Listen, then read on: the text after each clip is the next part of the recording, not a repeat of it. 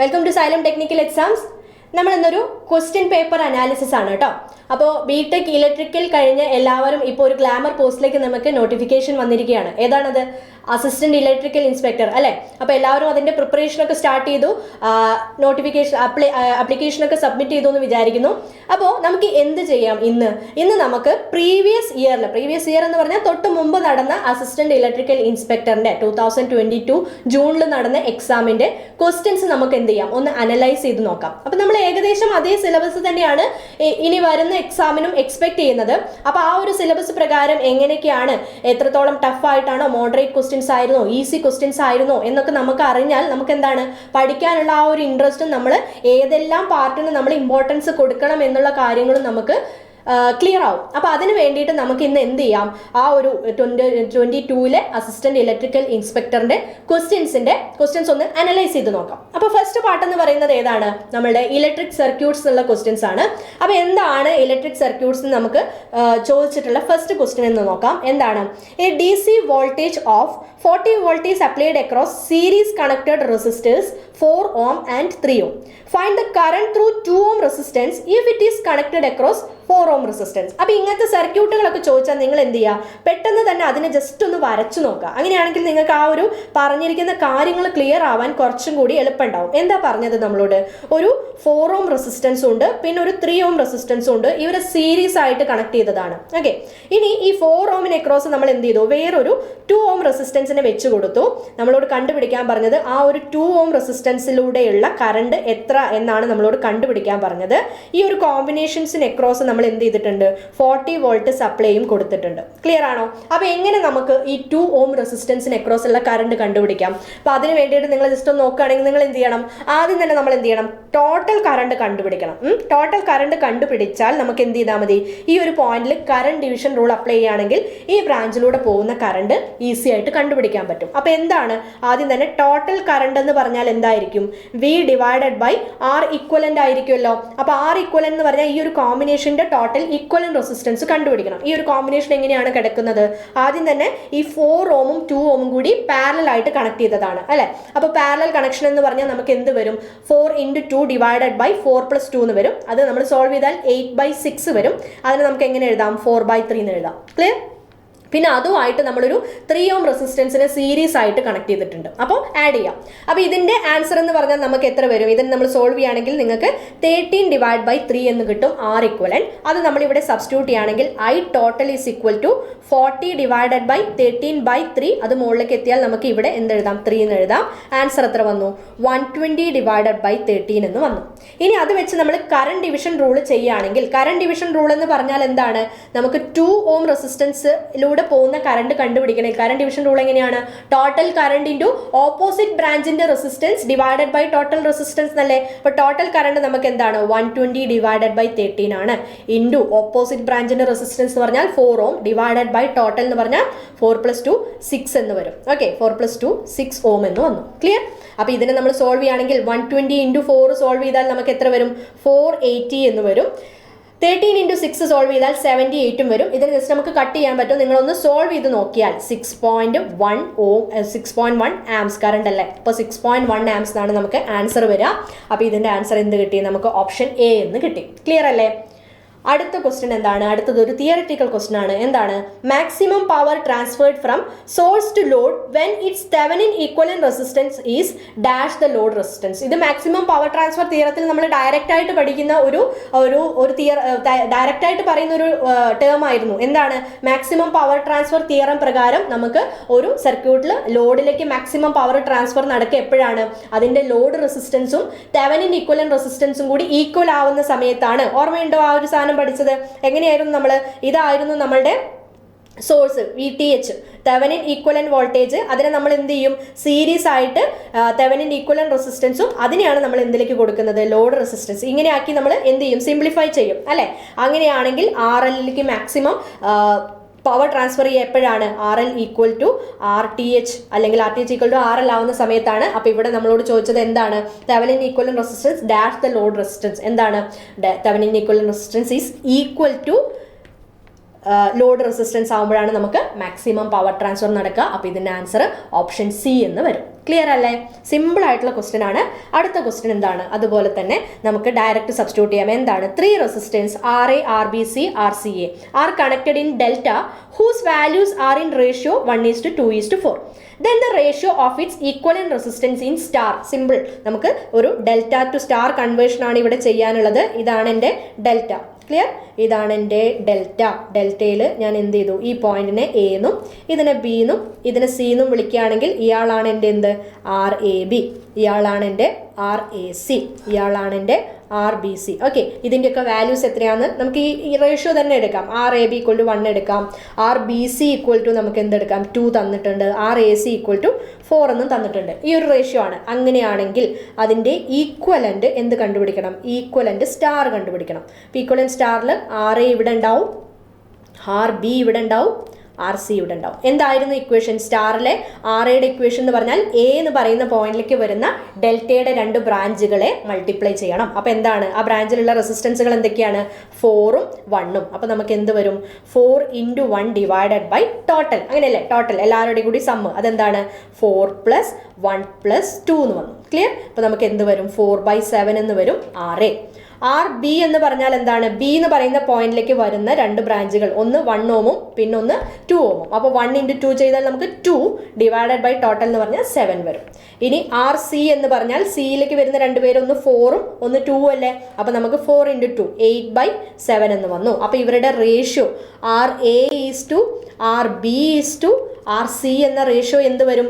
4/7:2/7:8/7 വന്നു. നമുക്ക് എന്ത് എഴുതാം? അതിനെ 4:2:8 എന്ന് എഴുതാം. പക്ഷെ അങ്ങനെ ഒരു ഓപ്ഷൻ നിങ്ങൾക്ക് ഇവിടെയൊന്നും കാണുന്നില്ല. അപ്പോൾ നമ്മൾ ഇതിനെന്ത് ചെയ്യുക? ഒന്ന് സിംപ്ലിഫൈ ചെയ്ത് നോക്കാം. എല്ലാത്തിനെയും 2 കൊണ്ട് ഡിവൈഡ് ചെയ്താൽ നമുക്ക് എന്ത് വരും? 2:1:4 എന്ന് വന്നില്ലേ? അത് നിങ്ങൾക്ക് ആൻസറിൽ കാണുന്നില്ലേ? അപ്പോൾ ഏതാണ് നമ്മളുടെ ആൻസർ? നമ്മളുടെ ആൻസർ ഓപ്ഷൻ ബി 2:1:4 എന്നാണ് വരിക. ക്ലിയർ അല്ലേ? എന്താണ് അടുത്ത question? The reactive power of RLC circuit connected to an AC source is proportional to. എന്താണ് നമ്മളോട് ചോദിച്ചത്? റിയാക്റ്റീവ് പവർ എന്ന് പറഞ്ഞാൽ ഒരു RLC സർക്യൂട്ടിലെ റിയാക്റ്റീവ് പവർ അതെന്താണ്? അത് എന്തിന് പ്രപ്പോർഷണൽ ആണെന്നാണ് ചോദിച്ചത്. ഈ റിയാക്റ്റീവ് പവർ എന്ന് പറഞ്ഞാൽ എന്താണ്? നമുക്ക് യൂസ്ഫുൾ ആയിട്ട് ഉപയോഗിക്കാൻ പറ്റാത്ത സർക്യൂട്ടിലെ പവറിനെയാണ് നമ്മൾ എന്ത് പറയുന്നത്? റിയാക്റ്റീവ് പവർ എന്ന് പറയുന്നത്, അല്ലേ? അപ്പോൾ റിയാക്റ്റീവ് പവർ എന്തിന് പ്രപ്പോർഷണൽ എന്ന് ചോദിച്ചു. നമ്മളൊരു RLC സർക്യൂട്ടാണ്. അപ്പോൾ RLC സർക്യൂട്ടിലെ പ്രത്യേകത എന്താണ്? റെസിസ്റ്റർ എന്ന് പറഞ്ഞാൽ എന്താണ്? ഒരു എനർജി ഡെസിപ്പേറ്റിംഗ് കമ്പോണന്റ് ആണ്. ഇൻഡക്ടറും കപ്പാസിറ്ററും എന്താണ്? എനർജി സ്റ്റോറിംഗ് കമ്പോണൻസ് ആണ്, അല്ലേ? അപ്പോൾ ഈ എനർജി സ്റ്റോറിംഗ് കമ്പോണൻസിൽ ഇൻഡക്ടർ ഏത് ഫോമിൽ എനർജി സ്റ്റോർ ചെയ്യുന്നു, കപ്പാസിറ്റർ ഏത് ഫോമിൽ എനർജി സ്റ്റോർ ചെയ്യുന്നു എന്ന് നമുക്ക് അറിയാം. എന്താണ് അത്? നമുക്ക് എപ്പോഴും ചോദിക്കാറുള്ള ഒരു ക്വസ്റ്റ്യൻ ആണ് കേട്ടോ. ഇൻഡക്ടർ RLC സർക്യൂട്ടിലെ ഇൻഡക്ടർ ഏത് ഫോമിലാണ് എനർജിയെ സ്റ്റോർ ചെയ്യുന്നത്? ഇൻഡക്ടർ നമുക്ക് മാഗ്നറ്റിക് ഫീൽഡിന്റെ ഫോമിലാണ് എന്ത് ചെയ്യുന്നത്? എനർജി സ്റ്റോർ ചെയ്യുന്നത്, അല്ലേ? ആ എനർജിയുടെ ഇക്വേഷൻ ഒക്കെ നിങ്ങൾക്ക് ഓർമ്മ ഉണ്ടോ? എന്തായിരുന്നു? ഇൻഡക്ടർ സ്റ്റോർ ചെയ്യുന്ന എനർജി = 1/2 × Li² എന്നായിരുന്നു, അല്ലേ? അതേപോലെ കപ്പാസിറ്റർ ഏത് ഫോമിലാണ്? ഇലക്ട്രിക് ഫീൽഡിന്റെ ഫോമിലാണ് എന്ത് ചെയ്യുന്നത്? എനർജിയെ സ്റ്റോർ ചെയ്യുന്നത്. ക്ലിയർ ആണോ? അതിന്റെ വാല്യൂ എത്രയായിരുന്നു? 1/2 CV². അങ്ങനെയാണെങ്കിൽ ഈ ഒരു സർക്യൂട്ടിന്റെ റിയാക്റ്റീവ് പവർ, ഈ എനർജി സ്റ്റോറേജിനനുസരിച്ചിട്ടാണ് നമുക്ക് എന്തുണ്ടാവുക? റിയാക്റ്റീവ് പവർ ഉണ്ടാവുക, അല്ലേ? അപ്പോൾ ഇത് കപ്പാസിറ്റൻസിന്റെ വാല്യൂ ആണോ ഇൻഡക്ടറിന്റെ വാല്യൂ ആണോ കൂടുതൽ എന്നതിനനുസരിച്ച് നമുക്ക് എന്ത് വരും? എനർജിയിൽ അവിടെ എന്ത് വരും? എനർജിയിൽ വ്യത്യാസം വരും. അപ്പോൾ ആ എനർജിക്ക് അനുസരിച്ചിട്ടാണ് നമുക്ക് എന്തുണ്ടാവുക? റിയാക്റ്റീവ് പവർ ഉണ്ടാവുക. ക്ലിയർ? അപ്പോൾ ഈ L-ഉം C-യും ഉള്ള ഒരു സർക്യൂട്ട് ആണെങ്കിൽ അവിടെ റിയാക്റ്റീവ് പവർ എങ്ങനെയാണ് ഉണ്ടാവുക? ഇവരുടെ ഡിഫറൻസിനനുസരിച്ചിട്ട്. ക്ലിയർ ആണോ? അപ്പോൾ ഇവരുടെ ഡിഫറൻസിനനുസരിച്ചിട്ടാണ് നമുക്ക് എന്ത് ചെയ്യുന്നത്? ആ ഒരു റിയാക്റ്റീവ് പവർ അവിടെ ഉണ്ടാവുക. അപ്പോൾ നമുക്ക് ഇതിന്റെ ആൻസർ എന്ത് എഴുതാം? ഈ option D, reactive power of RLC circuit connected to an AC source is proportional to the difference between energy stored in electric field and magnetic field. Clear ആണോ? ഓക്കെ അല്ലേ? അപ്പോൾ അതാണ് 4ാമത്തെ ക്വസ്റ്റ്യൻ്റെ ആൻസർ. 5ാമത്തെ ക്വസ്റ്റ്യൻ എന്താണ് ചോദിച്ചിരിക്കുന്നത്? The resonant frequency of RLC circuit is F0. If the values of parameters are halved then the resonant frequency is. അടുത്ത simple ആയിട്ടുള്ള ഒരു question ആണ്. നമുക്ക് എല്ലാവർക്കും അറിയുന്ന ഇക്വേഷൻ ആണ്. എന്താണ് റെസൊണന്റ് ഫ്രീക്വൻസി F0ന്റെ ഇക്വേഷൻ? എന്താണ്? 1/2π√LC എന്നല്ലേ? അതിലെ കമ്പോണൻസിന്റെ വാല്യൂസ് ഹാഫ് ആക്കി എന്നാണ് പറഞ്ഞത്. അപ്പോൾ പുതിയ റെസൊണന്റ് ഫ്രീക്വൻസിയെ ഞാൻ F0' എന്ന് വിളിക്കുകയാണെങ്കിൽ ഇത് എന്ത് വരും? 1/2π × √L-നെ /2 ആക്കി, C-നും ഞാൻ എന്ത് ചെയ്തു? /2 ആക്കി. അങ്ങനെയാണെങ്കിൽ 1/2 × 1/2 റൂട്ടിൻ്റെ ഉള്ളിൽ നമുക്ക് 1/4 വരും. ആ 1/4നെ റൂട്ടിൻ്റെ പുറത്തേക്ക് എടുത്താൽ നമുക്ക് എന്ത് വരും? 1/2 × റൂട്ട് എൽ സി എന്നായില്ലേ, ഈ 2 ഉം 2 ഉം കട്ട് ചെയ്ത് നമുക്ക് F0 dash equal to 1/π root L C എന്ന് കിട്ടും. അപ്പോൾ F0യും F0 ഡാഷും തമ്മിലുള്ള റിലേഷൻ നമുക്ക് എങ്ങനെ എഴുതാം? F0 ഡാഷ് കിട്ടണമെങ്കിൽ നമ്മൾ എന്ത് ചെയ്യണം? F0 dash is equal to 2 into F0 ചെയ്താലാണ് നമുക്ക് എന്ത് കിട്ടുക? F0 ഡാഷ് കിട്ടുക അല്ലേ?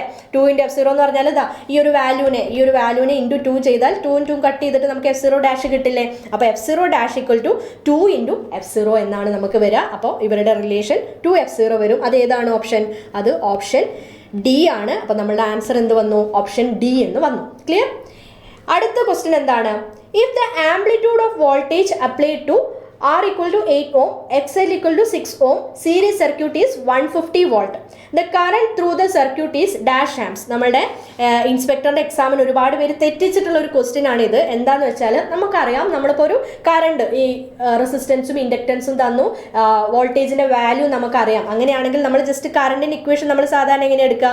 അപ്പോൾ V/Z എന്നാണ് എടുക്കുക അല്ലേ? ഈ Z എന്ന് പറഞ്ഞാൽ ആറും എല്ലും ഉള്ള സർക്യൂട്ട് ആണെങ്കിൽ സെഡിനെ നമുക്ക് എങ്ങനെ കണ്ടുപിടിക്കാം? √R² plus XL the whole square എന്ന് എടുക്കാം. അത് നമ്മളിവിടെ സബ്സ്റ്റിറ്റ്യൂട്ട് ചെയ്യുകയാണെങ്കിൽ വോൾട്ടേജിന് നമ്മൾ 150 വോൾട്ടും ഇതിൻ്റെ ഉള്ളിൽ നമ്മൾ 8² പ്ലസ് 36² കൊടുക്കും. അത് എത്രയാണ്? 100 എന്ന് വരും ആൻസർ. 8² പ്ലസ് 6² കേട്ടോ, 8² പ്ലസ് 6², അതാണ് 36. ഓക്കെ, അപ്പോൾ നമുക്ക് 100 എന്ന് വരും. അപ്പോൾ 150 ഡിവൈഡഡ് ബൈ 100 കിട്ടും. നമ്മൾ എന്ത് എഴുതും? 150 ഡിവൈഡഡ് ബൈ 10 വരും. അപ്പോൾ നമുക്ക് എന്ത് കിട്ടും? 15 എന്ന് കിട്ടും. ക്ലിയർ? ഇയാൾ എന്ത് വരും? √64 പ്ലസ് 36 ഈക്വൽ ടു √100 ആണ്. അപ്പോൾ നമുക്ക് 10 എന്ന് കിട്ടി. അപ്പോൾ 15 ആംസ് അത് നമുക്ക് ഓപ്ഷൻ എയിൽ തന്നെ കാണുന്നുണ്ട്. പക്ഷെ അത് നമുക്ക് എന്താണ്, നമ്മൾ തെറ്റിക്കാൻ വേണ്ടി തന്നൊരു ക്വസ്റ്റ്യൻ ആണിത്. ഇവിടെ തുടക്കത്തിൽ തന്നെ എന്താ പറയുന്നത്? If the amplitude of voltage is 150 എന്ന് എടുത്ത് പറയുന്നുണ്ട്. എന്താണ് ഈ ആംപ്ലിറ്റ്യൂഡ് എന്ന് പറഞ്ഞാൽ? നമ്മൾ ഇവിടെ സബ്സ്റ്റിറ്റ്യൂട്ട് ചെയ്യുന്ന, നമ്മൾ ഇങ്ങനെ ഒരു കേസിൽ നമ്മൾ വോൾട്ടേജ് ഇങ്ങനെ എടുക്കുകയാണെങ്കിൽ ആ വാല്യൂ നമ്മൾ എന്താണ് എടുക്കാറുള്ളത്? നമ്മൾ RMS വാല്യൂ. സാധാരണ നമുക്ക് 150 വോൾട്ട് സപ്ലൈ എന്നൊക്കെ പറയുകയാണെങ്കിൽ അതെന്താണ്? ആ സപ്ലൈയുടെ RMS വാല്യൂ ആണ് അല്ലേ? പക്ഷേ ആ RMS ആണ് നമ്മളിവിടെ സബ്സ്റ്റിറ്റ്യൂട്ട് ചെയ്യേണ്ടിയിരുന്നത്. പക്ഷെ നമുക്ക് തന്നത് എന്താണ്? ആംപ്ലിറ്റ്യൂഡ് ആണ് തന്നിട്ടുള്ളത്. അപ്പോൾ ആംപ്ലിറ്റ്യൂഡ് എന്ന് പറഞ്ഞാൽ പീക്ക് വാല്യൂ. ക്ലിയർ? അപ്പോൾ ആ പീക്ക് വാല്യൂ ആണ് നമ്മൾ അതിന്റെ RMS വാല്യൂനെ എങ്ങനെ കണ്ടുപിടിക്കാം? നമ്മൾ RMS വാല്യൂ RMS വാല്യൂ എങ്ങനെ കണ്ടുപിടിക്കാം? പീക്ക് വാല്യൂ അറിയാമെങ്കിൽ അറിയോ? 0.707 ഇൻറ്റു പീക്ക് വാല്യൂ ചെയ്താൽ നമുക്ക് ഏത് കിട്ടും? നമുക്ക് ആ ഒരു ടേമിൻ്റെ RMS വാല്യൂ കിട്ടും. അപ്പോൾ നമ്മളിവിടെ എന്ത് ചെയ്യണം? ഈ 150യെ 0.707 കൊണ്ട് മൾട്ടിപ്ലൈ ചെയ്യണം. ക്ലിയർ ആണോ? 150യെ 0.707 കൊണ്ട് മൾട്ടിപ്ലൈ ചെയ്താൽ നിങ്ങൾക്ക് 106.06 എന്ന് വരും കേട്ടോ. ക്ലിയർ? ഇനി അത് നമ്മളിവിടെ കറണ്ടിൽ സബ്സ്റ്റിറ്റ്യൂട്ട് ചെയ്യുകയാണെങ്കിൽ പുതിയ വോൾട്ടേജ് എന്തായിട്ട് എടുക്കുക? ഈ 106.06 ആക്കി എടുക്കുക. ഡിവൈഡഡ് ബൈ എന്ത് വരും? Divided by 10. അപ്പോൾ നമുക്ക് എന്ത് കിട്ടും? 10.6 ആംസ് എന്ന് കിട്ടും. അതാണ് നമുക്ക് എന്ത് വന്നത്? ആൻസർ ആയിട്ട് വന്നത്. ക്ലിയർ ആണോ? അപ്പോൾ ഈ ആംപ്ലിറ്റ്യൂഡ് എന്നുള്ള ടേം ശ്രദ്ധിക്കാതെ പോയവർക്ക് ആ ആൻസർ എന്തായി പോവും? തെറ്റിപ്പോവും. അപ്പോൾ ഈ ഒരു ക്വസ്റ്റ്യൻ്റെ ആൻസർ ഓപ്ഷൻ ബി 10.6 എന്നാണ് വരിക. ക്ലിയർ അല്ലേ? എന്താണ് അടുത്ത question? Two coils A and B of same material are connected in parallel across the supply. Coil A has diameter and length double that of coil B. The heat produced by coil A is dash that of coil B. എന്താണ് പറഞ്ഞത്? നമ്മൾ ഈ ഹീറ്റിങ്ങിൻ്റെ problems ഒക്കെ നമ്മൾ സ്ഥിരമായിട്ട് ചെയ്ത് നോക്കുന്ന type problems ആണ്. നമുക്ക് എന്തുണ്ട്? 2 കോയിൽസ് ഉണ്ട്. നമ്മൾ അതിന് എന്ത് ചെയ്തിരിക്കുന്നു? പാരലൽ ആയിട്ടാണ് കണക്ട് ചെയ്തിരിക്കുന്നത്. ക്ലിയർ? ഇത് A എന്ന് പറയുന്ന കോയിൽ, ഇത് B എന്ന് പറയുന്ന കോയിൽ. ക്ലിയർ? ഈ A എന്ന് പറയുന്ന കോയിലിൻ്റെ ഡയമീറ്റർ എന്താണ് വരുന്നത്? B എന്ന് പറയുന്ന കോയിലിൻ്റെ ഡയമീറ്റർ എന്താണ്? Coil A has diameter and double that of coil B അല്ലേ? അപ്പോൾ 2 dB ആയിരിക്കും ഇതിൻ്റെ ഡയമീറ്റർ. ലെങ്ത് ഓഫ് A എന്ന് പറയുന്നത് എന്തായിരിക്കും? 2LB ആയിരിക്കും. ക്ലിയർ ആണോ? നമ്മളെ റെസിസ്റ്റൻസിൻ്റെ ഇക്വേഷൻ എന്തായിരുന്നു? ρL/A എന്നായിരുന്നല്ലോ. ρL/A എന്നാണ് നമ്മളുടെ ഇക്വേഷൻ വരുന്നത്. അപ്പോൾ നമ്മളിവിടെ ഡയമീറ്റർ സബ്സ്റ്റിറ്റ്യൂട്ട് ചെയ്യുകയാണെങ്കിൽ നമുക്ക് എന്ത് വരും? ഇവിടെ d² എന്ന് വരും അല്ലേ? അപ്പോൾ നമ്മൾ ഡബിൾ ഉള്ള അതിൻ്റെ കേസ് നമ്മൾ അനലൈസ് ചെയ്തിട്ടുണ്ട്. നമുക്ക് എന്താണ് വരിക? ഇവിടെ നമ്മൾ അനലൈസ് ചെയ്യുകയാണെങ്കിൽ നമുക്ക് എന്ത് കിട്ടും? A എന്ന് പറയുന്ന ആളുടെ റെസിസ്റ്റൻസ് എന്തായിരിക്കും? B എന്ന് പറയുന്ന ആളുടെ റെസിസ്റ്റൻസിൻ്റെ പകുതി ഉണ്ടാവുള്ളൂ. ക്ലിയർ അല്ലേ? ഈ ലെങ്ത്തിനും ഡയമീറ്ററിൻ്റെ സ്ക്വയറിനും നമ്മൾ സബ്സ്റ്റിറ്റ്യൂട്ട് ചെയ്താൽ നമുക്ക് RA = RB/2 എന്ന് കിട്ടും. അതായത് റെസിസ്റ്റൻസ് കൂടുതൽ ആർക്കാണ് ഉണ്ടാവുക? എ എന്ന് പറയുന്ന ആൾക്ക് ബിയുടെ പകുതിയേ ഉള്ളൂ റെസിസ്റ്റൻസ് അല്ലെ. അപ്പോൾ എയുടെ റെസിസ്റ്റൻസ് എന്തായിരിക്കും? എയുടെ റെസിസ്റ്റൻസ് എപ്പോഴും ബിയുടെ റെസിസ്റ്റൻസിനേക്കാളും കുറവായിരിക്കും ഈ കേസിൽ.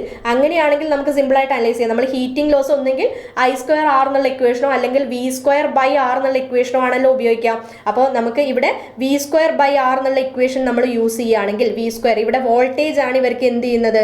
കോമൺ ആയിട്ട് വരുന്നത്. നമുക്ക് പാരലൽ സർക്യൂട്ട് ആണ് അല്ലെ. പാരലൽ സർക്യൂട്ട് ആകുമ്പോൾ വോൾട്ടേജ് രണ്ടിനും ഈക്വൽ ആയിരിക്കും. അപ്പോൾ V²/RA ആയിരിക്കുമോ V²/RB ആയിരിക്കുമോ നമുക്ക് എന്ത് വരാം?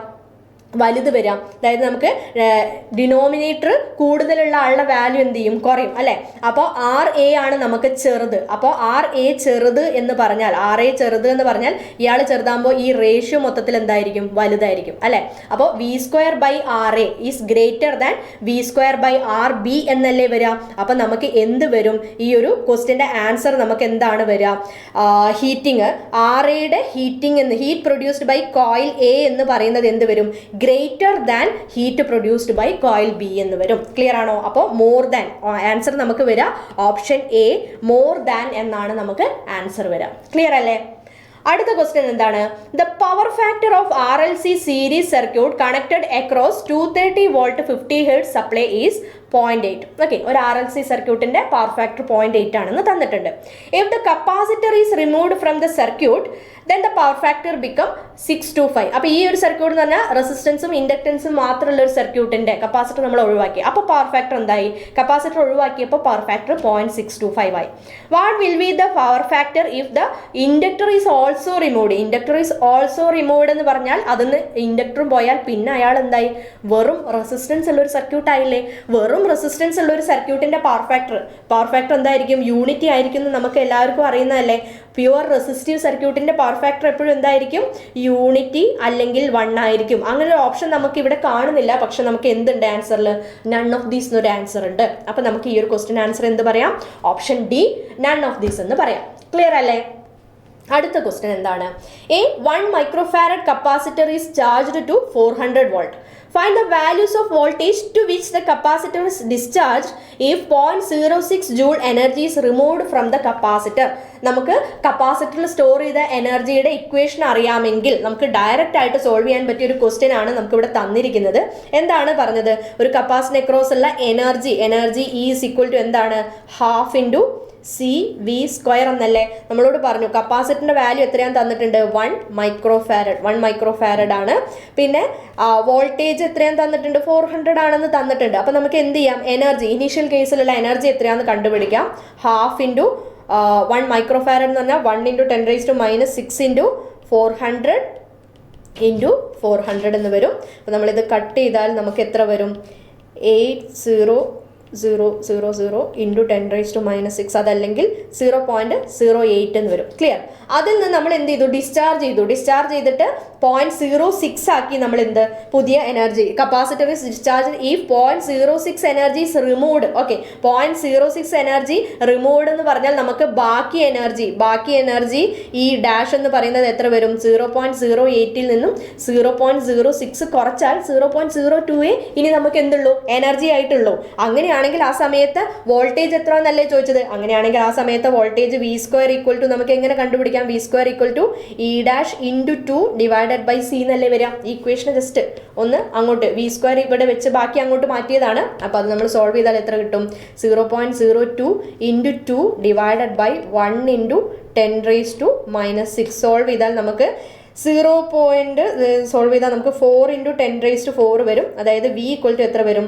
200 എന്ന് കിട്ടും. ക്ലിയർ അല്ലേ? സിമ്പിൾ ആയിട്ടുള്ള ക്വസ്റ്റ്യൻ അല്ലേ? അപ്പം നമുക്ക് കുറച്ചധികം സമയം ഒന്ന് സോൾവ് ചെയ്യാം, സ്പീഡിലാക്കുക. നമ്മുടെ ഓപ്പറേഷൻസ്, മാത്തമാറ്റിക്കൽ ഓപ്പറേഷൻസ് ഒക്കെ ഒന്ന് സ്പീഡാക്കിയാൽ നമുക്ക് എന്ത് ചെയ്യാം? പെട്ടെന്ന് സോൾവ് ചെയ്യാൻ പറ്റിയ പോലത്തെ ക്വസ്റ്റ്യൻസ് ആണ്. ക്ലിയർ? എന്താണ് അടുത്ത question? The quality factor of RC series circuit is dash to power factor.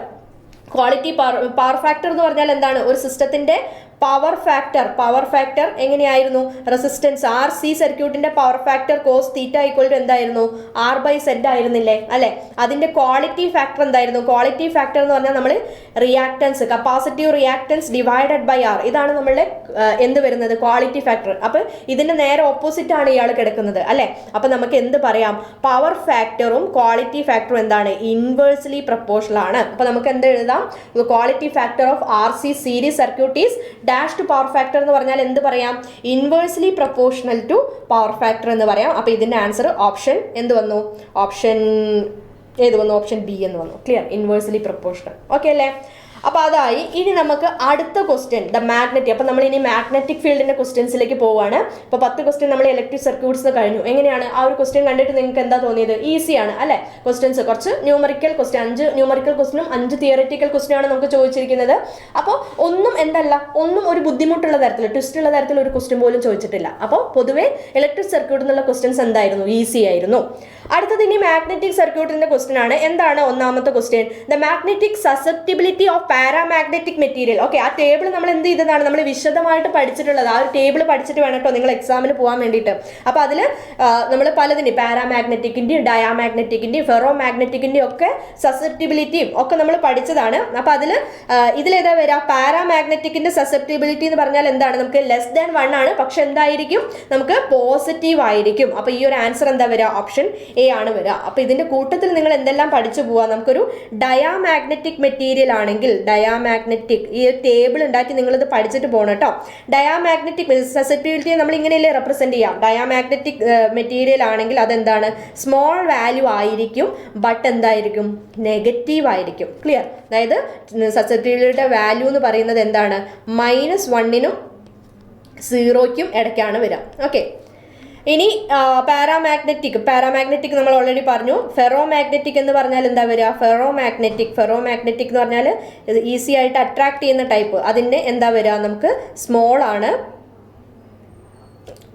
അല്ല, ഇത് ഫെറോമാഗ്നറ്റിക് അല്ലേ? ഫെറോമാഗ്നറ്റിക് ആകുമ്പോൾ സസെപ്റ്റിബിലിറ്റി എന്താവും? വെരി ലാർജ് ആവും. Okay, very large. ഏകദേശം വാല്യൂ എങ്ങനെയാണ് ഉണ്ടാവുക? സസെപ്റ്റിബിലിറ്റി >100 ഒക്കെയാണ് ഉണ്ടാവുക. ഇനി ഇതിൻ്റെ ഇടയ്ക്ക് വരുന്നത് 0ൻ്റെയും 1ൻ്റെയും ഇടയ്ക്ക് ആ ഒരു വാല്യൂ >0 വരുന്ന ആളാണ് നമ്മുടെ പാരാമാഗ്നറ്റിക്. അതാണ് നമുക്കിവിടെ ചോദിച്ചത്. അപ്പോൾ <1 ആയിരിക്കും, പക്ഷെ എന്തായിരിക്കും? അത് പോസിറ്റീവ് ആയിരിക്കും. ക്ലിയർ അല്ലേ?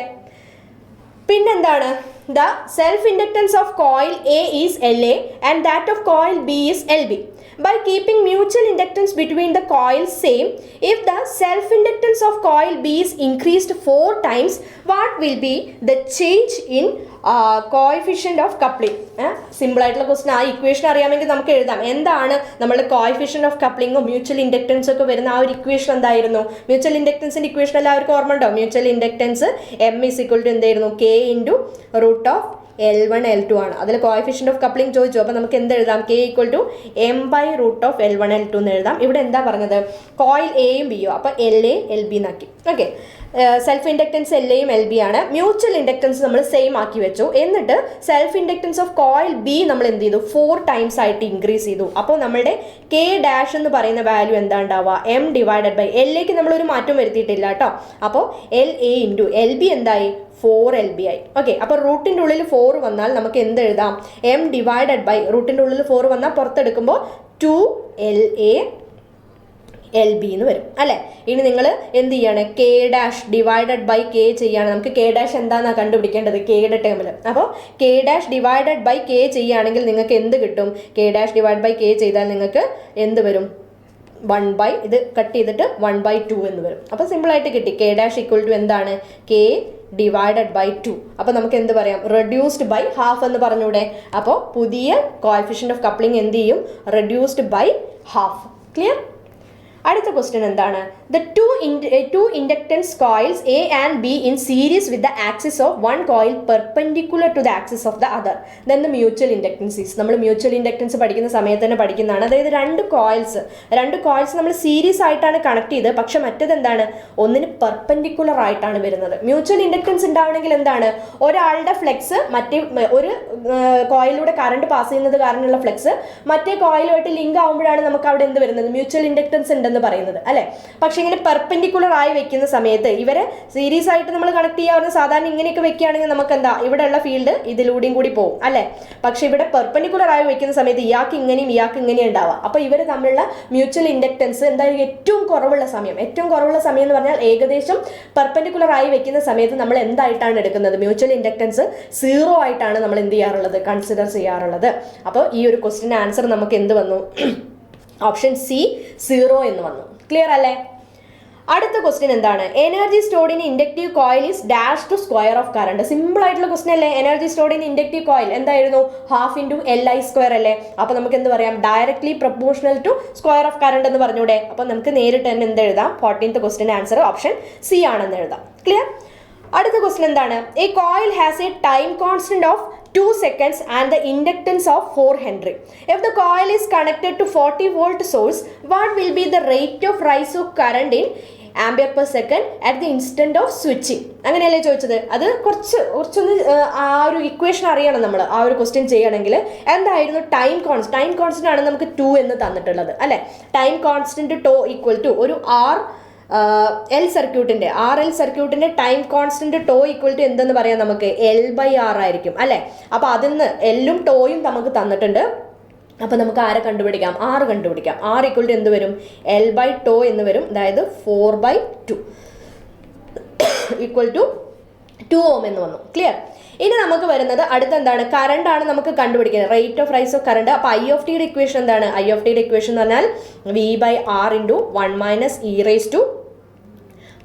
- R/LT ഇങ്ങനെയായിരുന്നില്ല ഇക്വേഷൻ. അപ്പോൾ ഇതിൽ സബ്സ്റ്റിറ്റ്യൂട്ട് ചെയ്താൽ V എന്ന് പറഞ്ഞാൽ 40 ആണ്. അപ്പോൾ 40/2 × 1 - 2/4 എന്ന് പറഞ്ഞാൽ e⁻⁻⁵t വരും. പക്ഷെ നമുക്ക് റേറ്റ് ഓഫ് റൈസ് ആണ് വേണ്ടത്, അതായത് di/dt. ഇതിനെ ഡിഫറൻഷിയേറ്റ് ചെയ്യണം അല്ലേ. ഇതിനെ ഡിഫറൻഷിയേറ്റ് ചെയ്താൽ, ഈ ഒരു ഇക്വേഷനെ ഡിഫറൻഷിയേറ്റ് ചെയ്താൽ 40/2 നമുക്ക് 20 എന്ന് എഴുതാം. 1 - e⁻⁻0.5t നമ്മൾ ഡിഫറൻഷിയേറ്റ് ചെയ്താൽ 1 ഡിഫറൻഷിയേറ്റ് ചെയ്താൽ നമുക്ക് എന്തായി പോവും, അത് അതിൻ്റെ കൂടെ ടേം ഉണ്ടാവില്ല. e⁻⁻ നമ്മൾ സോൾവ് ചെയ്താൽ -0.5 ഇവിടെ ഒരു മൈനസും ഉണ്ട്. അപ്പോൾ 0.5 × എന്ത് വരും, -0.5t എന്ന് വരും. അതിൽ നമ്മളോട് എന്താ പറഞ്ഞത്, at the instant of switching എന്ന് എടുത്ത് പറയുന്നുണ്ട് അല്ലേ. സ്വിച്ചിങ്ങിന്റെ സമയത്ത് നമുക്ക് എന്ത് കൊടുക്കാം, t→0 എന്ന് കൊടുക്കാം. അപ്പോൾ ഇവിടെ t→0 ആവുന്ന സമയത്ത് നമുക്ക് ഈ ഒരു ടേം എന്തായി പോകും, 1 ആയി പോകും. അപ്പോൾ നമുക്ക് എന്ത് വരും, 20 × 0.5 അതായത് 10 Ampere/second ആണ് നമുക്ക് എന്ത് വരിക, rate of rise of current വരിക. അപ്പോൾ ഇതിൻ്റെ ആൻസർ ഓപ്ഷൻ എ 10 എന്ന് വരും. ക്ലിയർ. അടുത്ത ക്വസ്റ്റ്യൻ എന്താണ്, the ratio of magnetisation to magnetising force is called. Okay, ഇത് നമ്മൾ എന്തിൻ്റെ ഡെഫിനിഷൻ ആയിരുന്നു, സസെപ്റ്റിബിലിറ്റിയുടെ ഡെഫിനിഷൻ ആയിരുന്നു കേട്ടോ. അതായത് സസെപ്റ്റിബിലിറ്റി S ഈക്വൽ ടു എന്താണ്, intensity of magnetisation and to the magnetic field strength H ആണ് വരുന്നത്. ഓക്കെ, അപ്പോൾ സസെപ്റ്റിബിലിറ്റിയുടെ ഡെഫിനിഷൻ അതേപോലെ തന്നെ ചോദിച്ചതാണ്. അപ്പോൾ നമുക്ക് എന്ത് പറയാം, ratio of magnetisation to magnetising force is called as the magnetic susceptibility, അതായത് ഓപ്ഷൻ ഡി എന്ന് വരും answer. Next question, the potential inside a charged hollow sphere is. എന്താണ് പൊട്ടൻഷ്യൽ ഇൻസൈഡ് എന്നാണ് നമ്മൾ ഒരിക്കലും എന്തായത് ഇലക്ട്രിക് ഫീൽഡ് ഇൻസൈഡ് എന്ന് ആലോചിച്ചിട്ട് 0 എന്ന ആൻസർ എഴുതി പോവരുത് കേട്ടോ. നമ്മൾ സ്ഫിയറിൻ്റെ സർഫസിൽ എത്രയാണ്, ഇൻസൈഡ് ദ സർഫസ് എത്രയാണ്, ഔട്ട്സൈഡ് ദ സർഫസ് എത്രയാണ് എന്നൊക്കെ നമ്മൾ എന്ത് ചെയ്തിട്ടുണ്ട്, നമ്മൾ പഠിച്ചിട്ടുണ്ട്. അപ്പോൾ ഇങ്ങനൊരു സ്ഫിയർ ആണെങ്കിൽ ഈ സ്ഫിയറിൻ്റെ ഉള്ളിലെ ഇലക്ട്രിക് ഫീൽഡ് എന്തായിരിക്കും, ഇലക്ട്രിക് ഫീൽഡ് എന്ന് പറയുന്നത് 0 ആയിരിക്കും. നമ്മളോട് ചോദിച്ചത് പൊട്ടൻഷ്യൽ ആണ്. പൊട്ടൻഷ്യൽ എന്ന് പറഞ്ഞാൽ ഒരു കോൺസ്റ്റന്റ് വാല്യൂ ആണ് ഉണ്ടാവുക. ആ കോൺസ്റ്റന്റ് വാല്യൂ എന്തായിരിക്കും, ഈ സർഫസിൽ എത്രയാണോ അത് തന്നെയാണ് നമുക്ക് എന്തുണ്ടാവുക, ഈ ഹോളോ സ്ഫിയറിൻ്റെ ഉള്ളിൽ മുഴുവനായിട്ട് ഉണ്ടാവുക. ക്ലിയർ. അപ്പോൾ the potential inside a charged hollow sphere is എന്ന് പറഞ്ഞാൽ നമുക്ക് എന്ത് എഴുതാം, same as that of surface. Okay, same as that of surface ആണ് നമുക്ക് പൊട്ടൻഷ്യൽ ഉണ്ടാവുക. ഇലക്ട്രിക് ഫീൽഡ് ആയിരുന്നെങ്കിൽ നമുക്ക് 0 എന്ന് വരുമായിരുന്നു ആൻസർ. ക്ലിയർ അല്ലേ. അടുത്ത ക്വസ്റ്റ്യൻ എന്താണ്, അടുത്ത question, the area of hysteresis loop is A measure of. Area of hysteresis loop, നമ്മൾ ആ ഒരു ഹിസ്റ്ററിസിസ് ലൂപ്പ് ഒക്കെ ഓർമ്മയില്ലേ നിങ്ങൾക്ക്, ഇങ്ങനെയുള്ളൊരു ലൂപ്പ് ഓർമ്മയില്ലേ. ആ ലൂപ്പിന്റെ ഏരിയ നമുക്ക് എന്തായിരുന്നു കാണിക്കുന്നത്, എനർജിയോ ഹിസ്റ്ററിസിസ് ലോസ് എത്രയാണെന്നല്ലേ കാണിക്കുന്നത് ഒരു സൈക്കിളിലുള്ള. അപ്പോൾ അത് ഡയറക്റ്റ് ആയിട്ടുള്ള ക്വസ്റ്റ്യൻ ആണ്. നമുക്ക് എന്ത് എഴുതാം, സിമ്പിളായിട്ട് അതിൻ്റെ ആൻസർ ഓപ്ഷൻ എ ആണെന്ന് എഴുതാം. ക്ലിയർ. അടുത്തത് എന്താണ്? The Faraday's law of electromagnetic induction and Lenz's laws are summarized in the equation. Simple ആയിട്ടുള്ള ക്വസ്റ്റൻ ആണ്. നമ്മൾ IT ലെവലുള്ള ഒരു ക്വസ്റ്റൻ ആണെന്ന് വേണമെങ്കിൽ പറയാം. എന്താണ്? ഫാരഡേസ് ലോ പ്രകാരം E is equal to എന്തായിരുന്നു? E proportional to d∅/dt ആണ്. അപ്പോൾ നമ്മൾ എന്ത് പറഞ്ഞു? E equal to d∅/dt, rate of change of flux. Okay, Lenz's law പറയുന്നത് അതെപ്പോഴും ഇതിനെ ഒപ്പോസ് ചെയ്യുന്ന തരം, ഇലക്ട്രിക് ഫീൽഡിന് അതിന്റെ റീസൺ ഒപ്പോസ് ചെയ്യുന്ന തരത്തിലാണ് ഈ ഇൻഡ്യൂസ്ഡ് EMF ഉണ്ടാവുക. അപ്പോൾ ഇവർ രണ്ടുപേരും കൂടി കമ്പൈൻ ചെയ്താൽ ഈക്വൽ ടു മൈനസ് d∅/dt എന്ന് വരും. അപ്പോൾ എന്ത് കിട്ടും? ഓപ്ഷൻ സി എന്ന് വരും ആൻസർ. ക്ലിയർ? അടുത്ത question, the magnetic field required to reduce the residual magnetisation to zero. അത് എന്തിന്റെ ഡെഫിനിഷൻ ആയിരുന്നു? കോ ഇറക്ടിവിറ്റിയുടെ ഡെഫിനിഷൻ ആയിരുന്നു അത്, അല്ലെ? Magnetic field required to reduce the residual magnetisation to zero is called എന്തായിരുന്നു? കോ ഇറക്ടിവിറ്റി. ക്ലിയർ അല്ലേ? ഓക്കെ അല്ലേ? നമുക്ക് ഡയറക്റ്റ് ക്വസ്റ്റ്യൻസ് ആണ് കേട്ടോ. അപ്പോൾ മാഗ്നറ്റിക് ഫീൽഡ് എന്നുള്ള ഫസ്റ്റ് ക്വസ്റ്റ്യൻസ് എന്താണ്? ഏറ്റവും സിമ്പിൾ ആയിട്ടുള്ളത്, അല്ലെങ്കിൽ ഒരു IT ലെവൽ ക്വസ്റ്റ്യൻ ആണെന്ന് നമുക്ക് പറയാം. അതിനിടയ്ക്ക് ഒരു പ്രോബ്ലം കയറി വന്നു എന്നല്ലാണ്ട് നമുക്ക് എന്താണ് കാര്യമായിട്ട് ഒന്നും തന്നെ ടഫായിട്ട് നമുക്ക് എന്ത് ചെയ്തിട്ടില്ല, മാഗ്നറ്റിക് ഫീൽഡ് എന്ന മൊഡ്യൂളൊന്ന് ചോദിച്ചിട്ടില്ല. സിമ്പിൾ ആയിട്ടുള്ള ക്വസ്റ്റ്യൻസ് തന്നെയായിരുന്നു. ഇനി നമ്മൾ പോകാൻ പോകുന്നത് ഏത് മൊഡ്യൂളിലേക്കാണ്? നമ്മളെ ട്രാൻസ്ഫോമേഴ്സ് ഒക്കെ മെഷീൻസിന്റെ മൊഡ്യൂളിലേക്ക് പോവാണ്. എന്താണ് മെഷീൻസ് എന്ന് ആദ്യം തന്നെ നമുക്ക് ചോദിച്ചത്? ട്രാൻസ്ഫോമറിന്റെ ഒരു ക്വസ്റ്റ്യൻ ആണ്. എന്താണ്? Distribution transformers R designed for lower dash. എന്തായിരുന്നു ഡിസ്ട്രിബ്യൂഷൻ ട്രാൻസ്ഫോമർ എന്ന് പറഞ്ഞാൽ? എവിടെയാണ് നമുക്ക് കൺസ്യൂമറിന്റെ ആ ഒരു പ്രിമൈസസിന്റെ അടുത്തൊക്കെ വെക്കുന്ന ഡിസ്ട്രിബ്യൂട്ട് ചെയ്യുന്ന ലോഡ് കൺസ്യൂമേഴ്സിന്, ഓരോ വീടുകളിലേക്കും ഇൻഡസ്ട്രിയിലേക്കൊക്കെ കൺസ്യൂമേഴ്സിന്റെ അടുത്ത് വരുന്ന ട്രാൻസ്ഫോമറിനെയാണ് നമ്മൾ ഡിസ്ട്രിബ്യൂഷൻ ട്രാൻസ്ഫോമർ എന്ന് പറയാം. സബ്സ്റ്റേഷനിലൊക്കെ ഉള്ള മെയിൻ ട്രാൻസ്ഫോമർ ഏതായിരുന്നു? Power transformer. എന്തായിരുന്നു ഇവർ തമ്മിലുള്ള വ്യത്യാസം? ഈ പവർ ട്രാൻസ്ഫോമർ എന്ന് പറഞ്ഞാൽ അതിന്റെ പ്രൈമറിയും സെക്കൻഡറിയും എന്തായിരിക്കും? ഫുൾ ടൈം നമുക്ക് ലോഡഡ് ആണ്, അല്ലെ? ഡിസ്ട്രിബ്യൂഷൻ ട്രാൻസ്ഫോമറിന്റെ പ്രത്യേകത എന്താ? ഡിസ്ട്രിബ്യൂഷൻ ട്രാൻസ്ഫോമറിന്റെ പ്രൈമറി എപ്പോഴും നമ്മൾ എന്താണ് കണക്റ്റഡ് ആണ്. സെക്കൻഡറി എന്താണ്? സെക്കൻഡറിയിൽ ലോഡ് എപ്പോഴും എന്ത് ചെയ്തുകൊണ്ടിരിക്കും? വേരി ചെയ്തുകൊണ്ടിരിക്കും, അല്ലെ? നമ്മൾ കൺസ്യൂമർ യൂസ് ചെയ്യുന്നതിനനുസരിച്ചിട്ടല്ലേ. അപ്പൊ നമ്മൾ എന്ത് ചെയ്യാറില്ല? ഡിസ്ട്രിബ്യൂഷൻ ട്രാൻസ്ഫോമറിന്റെ പ്രൈമറി എപ്പോഴും എനർജൈസ് ചെയ്ത് കിടക്കുന്നത് കാരണം അതിന്റെ ഏത് ലോസ് കുറയ്ക്കാനാണ് നമ്മൾ ശ്രമിക്കാറുള്ളത്? Iron loss. ക്ലിയർ? പ്രൈമറിയിൽ സപ്ലൈ എത്തിയാൽ നമുക്ക് ഏത് വരും? അയൺ ലോസസ് വരും, അല്ലെ? ഇനി കോപ്പർ ലോസ് നമുക്ക് പൊതുവെ എന്തായിരിക്കും? ഡിസ്ട്രിബ്യൂഷൻ ട്രാൻസ്ഫോമർ നമ്മൾ ലോ ആയിട്ടാണ് കൺസിഡർ ചെയ്യുന്നത്. കാരണം ഫുള്ളി ലോഡഡ് ആവാറില്ല. ഡിസ്ട്രിബ്യൂഷൻ ട്രാൻസ്ഫോമർ എപ്പോഴും എന്താണ്? ഫുള്ളി ലോഡഡ് കണ്ടീഷനിലല്ല വർക്ക് ചെയ്യുന്നത്. നിയർലി അതിനെ നമ്മൾ ഡിസൈൻ ചെയ്തിരിക്കുന്നത് എങ്ങനെയാണ്? ഡിസ്ട്രിബ്യൂഷൻ ട്രാൻസ്ഫോമറിനെ നമ്മൾ ഡിസൈൻ ചെയ്തിരിക്കുന്നത് മാക്സിമം നമുക്ക് എന്താണ് അതിന്റെ ഡിസൈൻ മാക്സിമം 50% ലോഡിൽ നമുക്ക് എന്താണ് മാക്സിമം എഫിഷ്യൻസി കിട്ടുന്ന പോലെയാണ് നമ്മൾ ഡിസ്ട്രിബ്യൂഷൻ ട്രാൻസ്ഫോമേഴ്സിനെ ഡിസൈൻ ചെയ്തിരിക്കുന്നത്. പവർ ട്രാൻസ്ഫോമർ ആണെങ്കിൽ അതെന്താണ്? Full load, near to full ലോഡിലാണ് അത് എന്ത് ചെയ്യേണ്ടത്? മാക്സിമം എഫിഷ്യൻസി തരേണ്ടത്. അങ്ങനത്തെ ഡിസൈനാണ് നമ്മൾ പവർ ട്രാൻസ്ഫോമേഴ്സിന് കൊടുത്തിരിക്കുന്നത്. അതുകൊണ്ട് നമ്മൾ എപ്പോഴും ഡിസ്ട്രിബ്യൂഷൻ ട്രാൻസ്ഫോമറിന്റെ ഏത് ലോസ് ആണ് എപ്പോഴും കുറയ്ക്കാൻ വേണ്ടി നോക്കുക? Iron loss. ഡിസൈനിൽ മാറ്റങ്ങൾ വരുത്തി അയൺ ലോസ് മിനിമം ഉള്ള പോലെയാണ് നമ്മൾ എപ്പോഴും എന്ത് ചെയ്തിരിക്കേണ്ടത്? ഡിസ്ട്രിബ്യൂഷൻ ട്രാൻസ്ഫോമേഴ്സിനെ ഡിസൈൻ ചെയ്തിരിക്കേണ്ടത്. അപ്പോൾ 21st ക്വസ്റ്റ്യൻ ആൻസർ എന്ത് വന്നു? ഓപ്ഷൻ എ എന്ന് വന്നു. ക്ലിയർ? അടുത്ത ക്വസ്റ്റ്യൻ എന്താണ്? The mechanical characteristics of DC motor. Simple ആണ്. നമുക്ക് ഇലക്ട്രിക്കൽ കാര്യം മെക്കാനിക്കൽ കാര്യം നമുക്ക് നോക്കാനുണ്ട്. അതിലെ മെക്കാനിക്കൽ കാര എന്ന് പറഞ്ഞാൽ എന്താണ്? X ആക്സിസിലും Y ആക്സിസിലും മെക്കാനിക്കൽ ടേംസ് ആണ് ഉണ്ടാവുക. അങ്ങനെയുള്ള ക്യാരി ആയിരുന്നു നമുക്ക് ഏത്? സ്പീഡും ടോർക്കും. ഓക്കെ, അപ്പോൾ സ്പീഡ് വേഴ്സസ് ടോർക്ക് ക്യാരിയാണ് നമ്മൾ എന്ത് പറയുന്നത്? മെക്കാനിക്കൽ കാര എന്ന് പറയുന്നത്. അപ്പോൾ 22nd ക്വസ്റ്റ്യൻ ആൻസർ എന്ത് വന്നു? ഓപ്ഷൻ ഡി എന്ന് വന്നു. ക്ലിയർ? അടുത്ത ക്വസ്റ്റൻ എന്താണ്? What will be the number of poles to get the maximum speed of an alternator? അയ്യോ, എന്ത് സിമ്പിളാ. നമ്മളെ മാക്സിമം സ്പീഡ് സിങ്ക്രോണസ് സ്പീഡിന്റെ ഇക്വേഷൻ എന്തായിരുന്നു? ഓൾട്ടർനേറ്ററിന്റെ 120 f/p ആണ്, അല്ലെ? അപ്പൊ അതിൽ P എത്രത്തോളം കുറയുന്നോ അത്രയും എന്ത് ചെയ്യും? സിങ്ക്രോണസ് സ്പീഡ് കൂടും, അല്ലെ? Pനെ നമുക്ക് കുറച്ച് എത്ര കുറയ്ക്കാൻ പറ്റും? മിനിമം 2 പോളെങ്കിലും വേണ്ടേ അത് വർക്ക് ചെയ്യണമെങ്കിൽ, അല്ലെ? ഒരു നോർത്തും ഒരു സൗത്തും വേണം. അപ്പോൾ മിനിമം നമ്പർ ഓഫ് പോൾസ് എന്ന് പറയുന്നത് എപ്പോഴും എന്തായിരിക്കും? 2 ആയിരിക്കും. അപ്പോൾ ഈ P കുറയ്ക്കുന്നതോറും സ്പീഡ് കൂടുക. അപ്പോൾ ഏറ്റവും കൂടുതൽ സ്പീഡ് കിട്ടുന്ന സമയത്ത് നമ്പർ ഓഫ് പോൾസ് എത്രയായിരിക്കും? 2 ആയിരിക്കും. ക്ലിയർ അല്ലേ? അപ്പൊ ഇതിന്റെ ആൻസർ എന്ത് വന്നു? ഓപ്ഷൻ സി എന്ന് വന്നു. ക്ലിയർ? അടുത്ത question, the starting torque of a 3-phase induction motor is directly proportional to starting torque equation നമ്മൾ പഠിച്ചതാണ്. എന്തായിരുന്നു torque? Developed torque in induction motor എന്ന് പറയുന്നത് എന്തായിരുന്നു? SE2² divided by √R² plus SX2 the whole square into R2/S എന്നൊക്കെ ആയിരുന്നു. ഓർമ്മണ്ടോ? ഇതിൽ starting torque ആക്കണമെങ്കിൽ എന്ത് ചെയ്താൽ മതി? സ്റ്റാർട്ട് ചെയ്യുന്ന സമയത്ത് സ്ലിപ്പ് 1 ആയിരിക്കും. അപ്പോൾ ഇവിടെ സ്ലിപ്പുകൾ മുഴുവൻ കട്ട് ചെയ്ത് സ്ലിപ്പിനൊക്കെ 1 കൊടുത്താൽ നമുക്ക് കിട്ടുന്നതാണ് നമ്മളുടെ എന്ത്? സ്റ്റാർട്ടിംഗ് ടോർക്കിന്റെ ഇക്വേഷൻ. അവിടെ എന്താണ്? വോൾട്ടേജിന്റെ ടേമിന് സ്ക്വയർ ആയിട്ടാണ് വരുന്നത്. അപ്പോൾ ടോർക്ക് സ്റ്റാർട്ടിംഗ് ടോർക്ക് ആയാലും ഡെവലപ്ഡ് ടോർക്ക് ആയാലും നമുക്ക് എന്താണ്? ഈസ് ഡയറക്ട്ലി പ്രൊപ്പോർഷണൽ ടു വോൾട്ടേജിന്റെ സ്ക്വയർ എന്ന് പറയാം. അപ്പോൾ ഇതിന്റെ ആൻസർ എന്താണ്? ഓപ്ഷൻ സി ആണ് വരിക. ക്ലിയർ അല്ലേ? ഓക്കെ, 25th ക്വസ്റ്റ്യൻ എന്താണ്? Carbon brushes are preferred over copper brushes in DC machines. Carbon ബ്രഷസിന്റെ കുറെ അഡ്വാൻറ്റേജുകൾ നമ്മൾ ക്ലാസ്സിൽ ഡിസ്കസ് ചെയ്തിട്ടുള്ളതാണ്. അപ്പോൾ അതെന്തായിരുന്നു? ഒരു ഏറ്റവും വലിയ അഡ്വാൻറ്റേജ് എന്ന് പറയുന്നത് കാർബൺ ബ്രഷസിന് എന്തുണ്ട്? സെൽഫ് ലൂബ്രിക്കേറ്റിംഗ് പ്രോപ്പർട്ടി ഉണ്ട്. പിന്നെ ഹൈലി ഹീറ്റ് റെസിസ്റ്റൻസും വിയർ റെസിസ്റ്റൻറ്റും ഒക്കെയാണ് ഇത് കാർബൺ ബ്രഷ് എന്ന് പറയുന്നത്.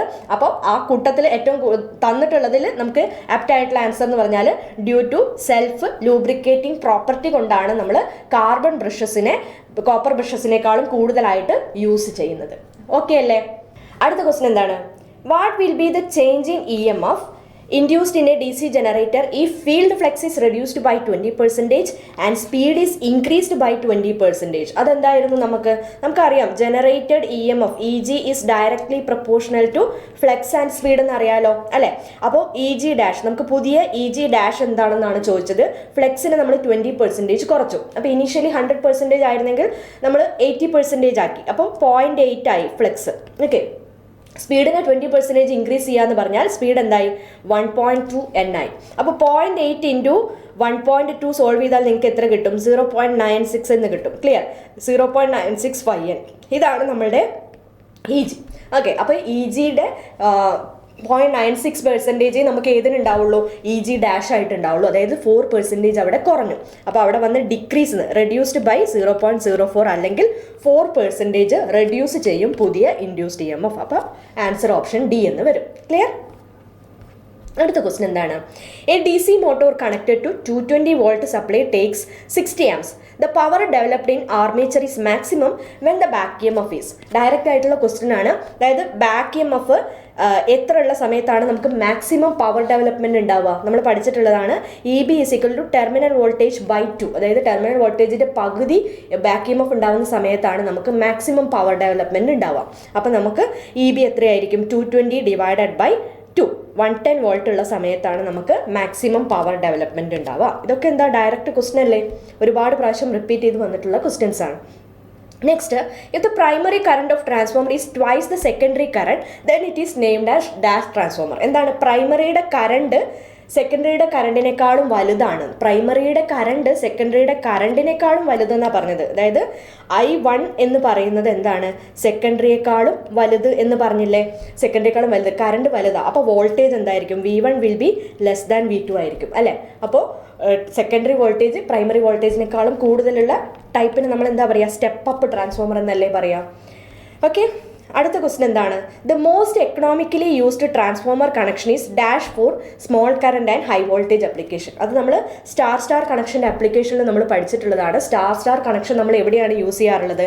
സ്മോൾ കറണ്ട് ഹൈ വോൾട്ടേജ് അപ്ലിക്കേഷൻസിലാണ് നമ്മൾ സ്റ്റാറിനെ പ്രിഫർ ചെയ്യാറുള്ളത്. നെക്സ്റ്റ് ക്വസ്റ്റ്യൻ, ഡിജിറ്റലിൻ്റെ ക്വസ്റ്റ്യൻസിലേക്ക് പോവുകയാണ് നമ്മൾ. Octal number 752.222 is equal to which of the following എന്നാണ് ചോദിച്ചത്. അതായത് നമുക്കൊരു ഒക്ടൽ നമ്പർ തന്നിട്ടുണ്ട്, നമ്മളതിനെ ഹെക്സാഡെസിമലിലേക്കാണ് മാറ്റേണ്ടത്. ഇവിടെയൊക്കെ ബേസ് 16 എന്നല്ലേ കൊടുത്തിട്ടുള്ളത്. അപ്പോൾ ഒക്ടലിനെ ഹെക്സാഡെസിമൽ ആക്കണമെങ്കിൽ നമ്മൾ ആദ്യം എന്ത് ചെയ്യേണ്ടി വരും? ഒക്ടലിനെ നമ്മൾ ബൈനറി ആക്കുക. അതാണ് നമുക്ക് കുറച്ചും കൂടി എളുപ്പം. ഒക്ടലിനെ ബൈനറി ആക്കുക. ബൈനറിനെ നമ്മൾ എന്ത് ചെയ്യുക? ഹെക്സാഡെസിമലിലേക്ക് മാറ്റാം. ക്ലിയർ? അപ്പോൾ ഒക്ടലിനെ ബൈനറി ആക്കുക എന്ന് പറഞ്ഞാൽ സെവൻ്റെ ബൈനറി നമ്പർ നമുക്ക് എന്താ വരിക? 7ൻ്റെ ബൈനറി നമ്പർ എന്ന് പറഞ്ഞാൽ നമുക്ക് 7 വിൽ ബി ബൈനറി നമ്പർ 111 എന്ന് എഴുതിക്കൂടെ? ക്ലിയർ? ഇനി 5ൻ്റെ ബൈനറി നമ്പർ 101 എന്ന് എഴുതാം. 2ൻ്റെ ബൈനറി നമ്പർ 010 ആയിരിക്കും. പോയിന്റ് കഴിഞ്ഞിട്ട് പിന്നെ ഫുള്ള് 2 അല്ലേ? അപ്പോൾ 010. ഇതാണ് ഈ ഒരു ഒക്ടൽ നമ്പറിൻ്റെ ബൈനറി വരുന്നത്. ഇനി അതിനെ നമുക്ക് ഹെക്സാഡെസിമലിലേക്ക് മാറ്റണമെങ്കിൽ എന്ത് ചെയ്താൽ മതി? നിങ്ങൾ ഗ്രൂപ്പ് ചെയ്താൽ മതി 4 ഡിജിറ്റുള്ള. അപ്പോൾ പോയിന്റിൻ്റെ ഇങ്ങോട്ട് വരുമ്പോൾ എന്ത് ചെയ്യുക? 4 പേരുള്ള ലെഫ്റ്റിലേക്ക് പോവാം. ക്ലിയർ? ഇനി 4 പേരുള്ള ഗ്രൂപ്പ് ആക്കുക എന്ന് പറഞ്ഞാൽ ഇവിടെ എന്ത് വരും? ഇതുവരെ വരും. ഇനി ഇവിടുന്ന് അങ്ങോട്ട് നമ്മൾ 000 ഇട്ട് കൊടുത്താൽ. ക്ലിയർ? ഇനി പോയിന്റിന് അങ്ങോട്ട് റൈറ്റിലേക്കാണ് നമ്മൾ പോകേണ്ടത്, 4 പേരായിട്ട്. ഓക്കെ, ഇവിടുന്ന് അങ്ങോട്ട്. ഓക്കെ അല്ലേ? ഇനി ഇതിന് ഇക്വലൻ്റ് ആയിട്ടുള്ളവരെ കണ്ടാൽ പോരെ? ഇവരെ നമ്മൾ ഇത് 2 വരും, ഇത് എത്ര വരും? 8 വരും. അപ്പോൾ 10 വരും. 10നെ നമ്മൾ എങ്ങനെ റെപ്രസെൻറ്റ് ചെയ്യാറ്? ഹെക്സാഡെസിമലിൽ A എന്നാണ് റെപ്രസെൻറ്റ് ചെയ്യാറ്. അതേപോലെ ഈ ഒരു കോമ്പിനേഷൻ നമുക്ക് E വരും, ഈ ഒരു കോമ്പിനേഷൻ 1 വരും. പോയിന്റ് കഴിഞ്ഞിട്ട് അപ്പുറത്ത് 010 ഇതെത്ര വരിക? 4 ആണ് വരിക. പിന്നെ 1001 എന്ന് പറഞ്ഞാൽ 9 ആണ് വരിക. അപ്പോൾ IEA 0.49 വരും നമുക്ക് ആൻസർ. അപ്പോൾ ഇതിൻ്റെ ആൻസർ ഓപ്ഷൻ B വരും. ക്ലിയർ? അടുത്ത ക്വസ്റ്റ്യൻ എന്താണ്? A 4-bit ripple counter and a 4-bit synchronous counter are made using flip flops having a propagational delay of 10 nanosecond each. If the worst case delay in ripple counter and synchronous counter R and S respectively, എന്താണ് ഈ ആറിൻ്റെയും എസിൻ്റെയും value എന്നാണ് ചോദിച്ചിട്ടുള്ളത്. അപ്പോൾ worst case delay R equal to ripple കൗണ്ടറിൻ്റെ കേസിൽ ആറിൻ്റെ value എന്താ വരിക? വേസ്റ്റ് കേസ് ഡിലേ റിപ്പിൾ കൗണ്ടറിൻ്റെ കേസിൽ എന്താണ് വരിക? R equal to number of bits into propagational delay per flip flop ചെയ്യണം. Propagational delay okay. അപ്പോൾ നമ്പർ ഓഫ് ബിറ്റ്സ് ഇവിടെ 4 ആണ്, പ്രൊപ്പഗേഷണൽ ഡിലേ നമുക്ക് എന്താണ് 10 ആണ്. ക്ലിയർ. അപ്പോൾ നമുക്ക് 40 നാനോസെക്കൻഡ് വരും. ഇനിയിപ്പോൾ അത് സിങ്ക്രോണസ് കൗണ്ടർ ആണെങ്കിൽ സിങ്ക്രോണസ് കൗണ്ടറിൻ്റെ വേസ്റ്റ് കേസ് ഡിലേ എത്രയാണ് വരിക? S is equal to number of bits ഉണ്ടാവില്ല, നമുക്ക് എന്താ ഉണ്ടാവുള്ളൂ? ഈക്വൽ ടു പ്രൊപ്പഗേഷണൽ ഡിലേ എന്ന് മാത്രമേ ഉണ്ടാവുള്ളൂ. അപ്പോൾ എത്ര വരും അത്? 10 നാനോസെക്കൻഡ്. അപ്പോൾ ആർ ഈക്വൽ ടു 40 കിട്ടി, എസ് ഈക്വൽ ടു 10 കിട്ടി. അപ്പോൾ നമ്മുടെ ആൻസർ ഏതാണ്? ഓപ്ഷൻ ബി എന്ന് വരും. ഓക്കെ അല്ലേ? അടുത്ത ക്വസ്റ്റ്യൻ 33 ക്വസ്റ്റ്യൻ എന്താണ്? Which combinational circuit is well known for selecting a single input from multiple inputs and guiding the binary information to output line. ഇത് എന്തിൻ്റെ ഡെഫിനിഷൻ ആയിരുന്നു? മൾട്ടിപ്ലക്സറിൻ്റെ ആയിരുന്നു അല്ലേ? ഈ ടേം എന്ന് പറഞ്ഞാൽ മൾട്ടിപ്ലക്സർ ആണ്. അപ്പോൾ മൾട്ടിപ്ലക്സർ നമുക്ക് തന്നിട്ടില്ല. മൾട്ടിപ്ലക്സറിനെ നമ്മൾ എന്തായിട്ടാണ് കൺസിഡർ ചെയ്യുന്നത്? ഡാറ്റ സെലക്ടർ അല്ലേ? അപ്പോൾ ഇതിൻ്റെ ആൻസർ ചെയ്ത് വന്നു ഓപ്ഷൻ എ, ഡാറ്റ സെലക്ടർ എന്ന് വന്നു. ഓക്കെ. അടുത്ത question, the design and architecture of an arithmetic and logic circuit is established on which scheme? ഏതായിരുന്നു? നമ്മൾ design and architecture of arithmetic and logic circuit establish ചെയ്യുന്ന ഏതിലായിരുന്നു? നമ്മൾ combinational ലോജിക്കിലായിരുന്നു കേട്ടോ. അടുത്ത question എന്താണ്? The clock frequency of an 8085 microprocessor is 10 MHz and the time required to execute an instruction is 1.2 microsecond. Then the T states needed for executing instruction എന്താണ്? number of T states ആണ് നമ്മളോട് കണ്ടുപിടിക്കാൻ പറഞ്ഞിട്ടുള്ളത്. number of T statesന്റെ equation എന്തായിരുന്നു? number of T states എന്ന് പറഞ്ഞാൽ instruction executive time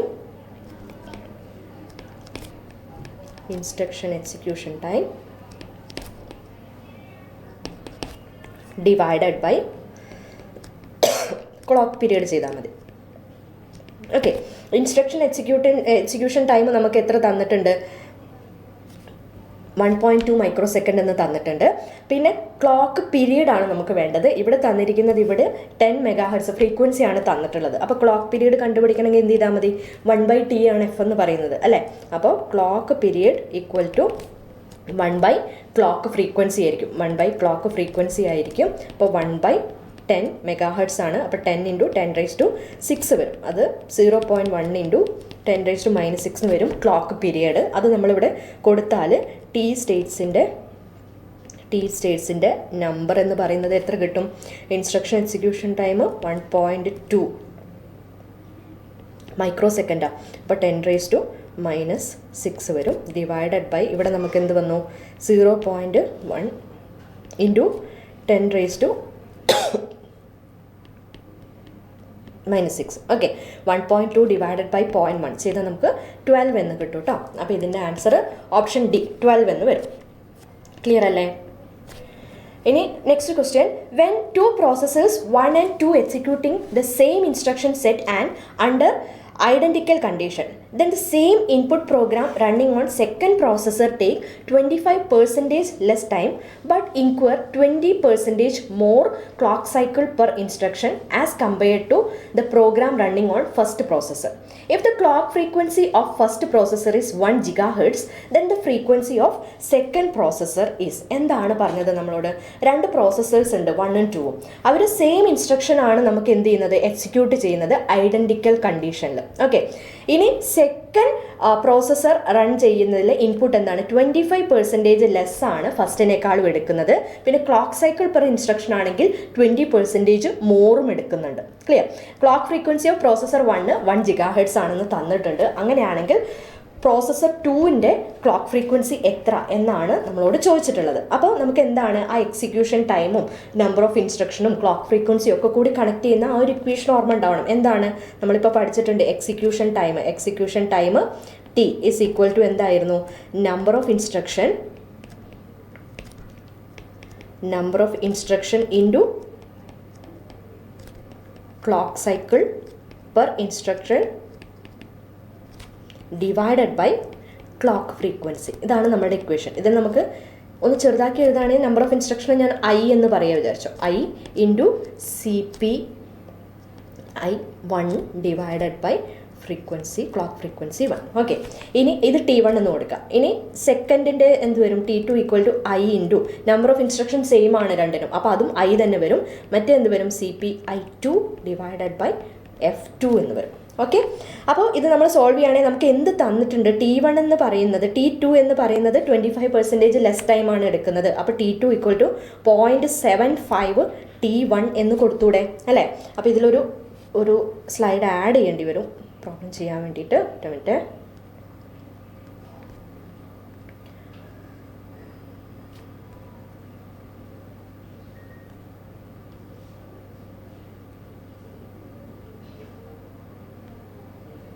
okay, ഈ സെയിം ക്വസ്റ്റിൻ്റെ അടിയിൽ തന്നെ ചെയ്യാം കേട്ടോ. അപ്പോൾ നമുക്ക് എന്ത് വരും? ഇവിടെ 0.75 T1 എന്ന് കൊടുക്കാം. അതേപോലെ CPI2 എന്ന് പറയുന്നത് എത്രയാണ്?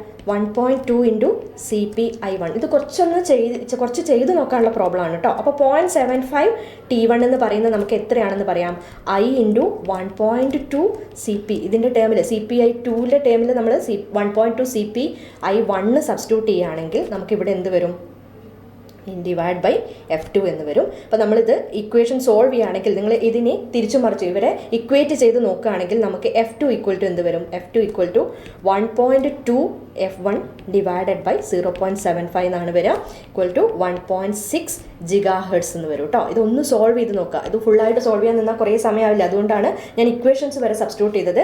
ഇവരെ റീഅറേഞ്ച് ചെയ്തിട്ട് നിങ്ങൾ എന്ത് ചെയ്യണം? F2 കണ്ടുപിടിക്കണം. F2 കണ്ടുപിടിച്ചാൽ നമുക്ക് എന്ത് കിട്ടും?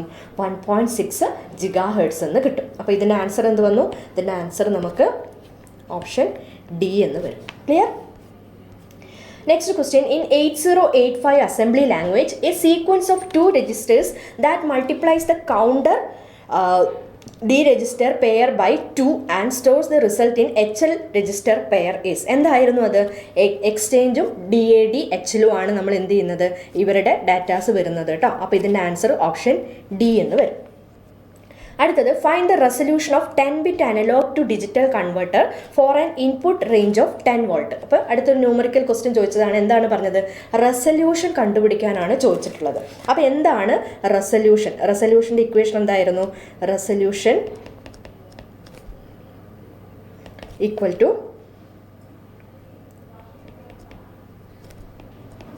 Full scale voltage range divided by number of possible output levels. Okay, അപ്പോൾ അതിൽ നമ്മൾ സബ്സ്റ്റിറ്റ്യൂട്ട് ചെയ്താൽ നമുക്ക് എന്ത് വരും? ഫുൾ സ്കെയിൽ വോൾട്ടേജ് റേഞ്ച് എന്ന് പറഞ്ഞാൽ 10 ആണ് തന്നിട്ടുള്ളത്. പിന്നെ നമുക്ക് number of possible output levels നമുക്ക് എങ്ങനെ കണ്ടുപിടിക്കാൻ പറ്റുക? ഇതൊരു 10 bit ആണെങ്കിൽ പോസിബിൾ ഔട്ട്പുട്ട് ലെവൽസ് എന്ന് പറയുന്നത് എന്തായിരിക്കും? 2⁻10 - 1 ആണ് ഉണ്ടാവുക. ക്ലിയർ? പോസിബിൾ ഔട്ട്പുട്ട് ലെവൽസ് എന്ന് പറഞ്ഞാൽ 10 bit ആണെങ്കിൽ 2⁻10 - 1. 2⁻10 എല്ലാവർക്കും അറിയുന്ന വാല്യൂ 1024 വരും. -1 എന്ന് പറഞ്ഞാൽ ഇവിടെ എത്ര വരും? 1023 വരും. അപ്പോൾ ഇതിന് ഏകദേശം നിങ്ങൾ 10 ഡിവൈഡ് ബൈ 1023 നമ്മൾ മൈൻഡിൽ കാൽക്കുലേറ്റ് ചെയ്യാൻ കുറച്ച് ബുദ്ധിമുട്ടാണ്. അപ്പോൾ 10 ഡിവൈഡ് ബൈ 1000 ഏകദേശം ആ ഒരു റേഞ്ചിൽ വരുന്ന ആൻസർ എന്ന് പറയുന്നത് നമുക്ക് എത്ര വരും? 9.77 mV ആണ് വരിക. ക്ലിയർ? അപ്പോൾ നമുക്കത് ഏതാ വരുന്നത്? ഓപ്ഷൻ ബി ആണ് നമുക്ക് ആൻസർ വരുന്നത്. ക്ലിയർ ആണോ? അപ്പോൾ ഡിജിറ്റൽ ടോട്ടൽ നമുക്ക് 5 ക്വസ്റ്റ്യൻസ് ഡിലീറ്റ് ചെയ്തിട്ടുണ്ടായിരുന്നു ഈ ഒരു ക്വസ്റ്റ്യനിൽ. അതിൽ 2 ക്വസ്റ്റ്യൻസ് നമുക്ക് ഡിജിറ്റലിനാണ് കേട്ടോ വരുന്നത്. അപ്പോൾ ഡിജിറ്റലിൽ ടോട്ടൽ നമുക്കൊരു 8 ക്വസ്റ്റ്യൻസേ പറയാനുണ്ടാവുള്ളൂ. 2 ക്വസ്റ്റ്യൻസ് ഡിലീറ്റഡ് ക്വസ്റ്റ്യൻസ് ആണ്. അടുത്ത ക്വസ്റ്റ്യൻ ഏതാണ്? With available head of 1 meter to develop 1 HP power output from hydro electric power plant, the speed at which turbine wheel rotate is called. എന്തായിരുന്നു അത്? നമ്മുടെ സ്പെസിഫിക് സ്പീഡിൻ്റെ ഡെഫിനിഷൻ ആയിരുന്നു. The available head of 1 meter to develop 1 HP power output from hydro electric. അതിനെയാണ് നമ്മൾ എന്ത് പറയുന്നത്? Specific speed എന്ന് പറയുന്നത് കേട്ടോ. Next question, A moderator which is used in nuclear power plant to slow down the fast moving neutron should have. ഒരു മോഡറേറ്ററിന് ഉണ്ടാവേണ്ട quality എന്ത് എന്നാണ് ചോദിച്ചിട്ടുള്ളത്. മോഡറേറ്ററിന് എന്തായിരിക്കണം? ലോ മോളിക്കുലാർ വെയിറ്റ് ഉള്ള ആളെ ആയിരിക്കണം നമ്മൾ എന്തായിട്ട് യൂസ് ചെയ്യുക? മോഡറേറ്റർ ആയിട്ട്. മോഡറേറ്ററിന്റെ പണി എന്താണ്? ന്യൂട്രോൺസിനെ അബ്സോർബ് ചെയ്തിട്ട് ആ ചെയിൻ റിയാക്ഷന്റെ സ്പീഡ് കുറയ്ക്കൽ അല്ലേ? അപ്പോൾ മോഡറേറ്ററിന് എപ്പോഴും എന്തായിരിക്കണം? ലോ മോളിക്കുലാർ വെയിറ്റ് ആണ് ഉണ്ടാവേണ്ടത്. അടുത്ത question, a conductor is composed of 7 identical copper strands each having a radius of 2 centimetre. Then the self G M D എങ്ങനെയായിരുന്നു സെൽഫ് ജി എം ഡി കണ്ടുപിടിക്കുക? Self G M D direct question ആണ് കേട്ടോ. Self G M D equal to 2.177 into R എന്നല്ലേ വരുന്നത്. അപ്പോൾ ഇവിടെ നമുക്ക് എന്താ റേഡിയസ് തന്നിട്ടുണ്ട്. അപ്പോൾ നമുക്ക് എന്ത് വരും? 2.177 ഇൻറ്റു 2 വരും. അതായത് ഇത് സോൾവ് ചെയ്താൽ നമുക്ക് 4.35 സെൻറ്റിമീറ്റേഴ്സ് വരും. Okay, option C.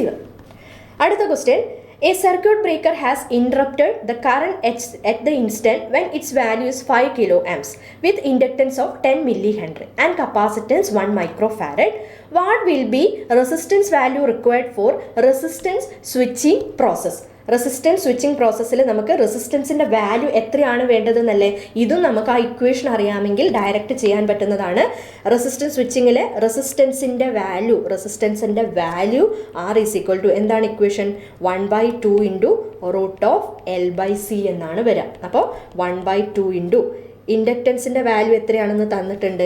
10 milli Henry എന്ന് തന്നിട്ടുണ്ട്. അപ്പോൾ 10 ഇൻറ്റു 10⁻³ വരും. കപ്പാസിറ്ററിൻ്റെ വാല്യൂ എത്രയാണ്? 1 മൈക്രോഫാരഡ്. അപ്പോൾ 1 ഇൻറ്റു 10⁻6 എന്ന് വരും. അപ്പോൾ 1/2 ഇൻറ്റു √10 ഇൻറ്റു 10⁻3.